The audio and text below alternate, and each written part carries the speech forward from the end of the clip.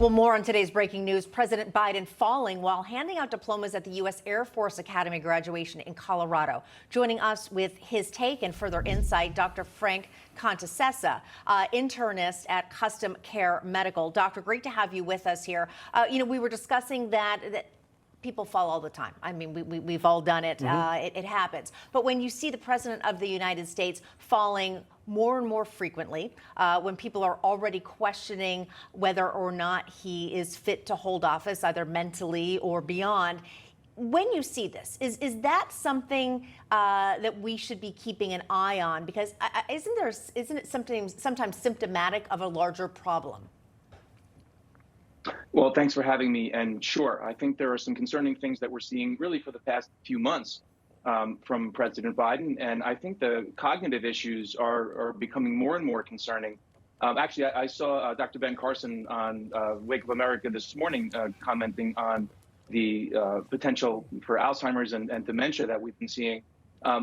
Just watching him move, watching the expression on his face, the squinting of the eyes, watching him when nobody's minding him, when he's kind of left on his own, he seems to wander around. And when he's not on prompter, he kind of gets into trouble. So I think there are a lot of concerning signs here, and this is just another one of them. Yeah, and as we saw, he wanted to make sure everybody knew when he got up, hey, it was that right there, so that he wasn't completely out of it. But if we can show some of the other video, we have seen moments where, and we'll show you this again. Again, this going on at the Air Force Academy, graduation day today in Colorado Springs. And you don't want to see the leader of the free world in this kind of moment. This is multiple times he fell going up the steps. We also saw him in Japan where he almost lost it coming down some steps. Yeah, stone stairs. Now, we do not want to equate physical prowess with mental prowess. We know they're not always connected, but when you reach a certain age, is there a connection, Doctor? There is a connection. As a matter of fact, I see quite a lot of elderly people. We do quite a bit of geriatric medicine, and one of the things that you look for is their gait, and you can kind of tell a lot from their gait, the spacing of their steps. And, when you see him walking on the White House lawn, walking from Marine One, it's a very stiff and robotic sort of a gait. Have you seen that change, Doctor? I mean, we've all seen, look, we've been watching Joe Biden since, what, the 70s. I mean, he was senator for a very long time and then vice president.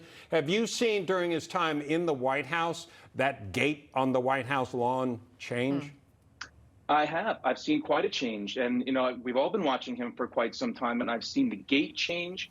I've seen that expression change. I mean, just go back and look at video of him from just a few years ago. Even I recently saw a clip of him from one of the debates just from the last election.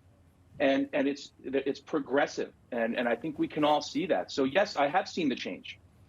Is this something, Doctor, that if you had a patient or who presented some of these symptoms or some of these episodes, what types of testing would potentially be done?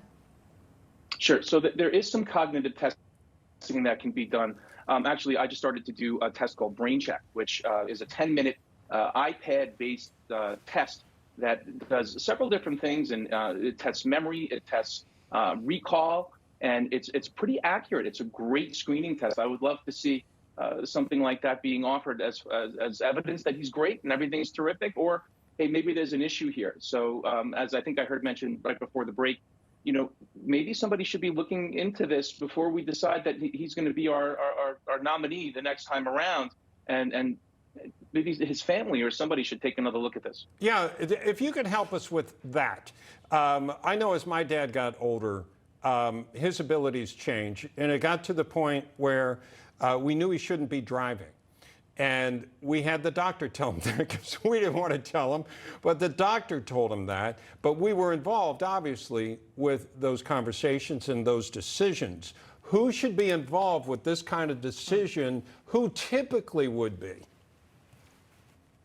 Well, this is not a typical situation now, is it? When you're talking about somebody like your father, it would be a spouse or a child, somebody who was involved in his care, to say, hey, listen, hey, doc, maybe have a talk with dad. Maybe he shouldn't be driving anymore. this is a really different situation because he's not just driving a car, he's driving the whole country. And it's not just his first of all, I think his family should be involved in this decision, and I'm sure they see the changes too. They're around him a lot more than we are. We're catching glimpses of him on television and at the press conferences and TV appearances, and we can all see it. So I find it hard to believe that the people around him, his family, his minders, his advisors, aren't seeing it as well. So either they're seeing it and not acting, or they're completely blind to what we're all seeing right in front of us. All right, Dr. Frank Contessessa, thanks so much for your insights. Thank you.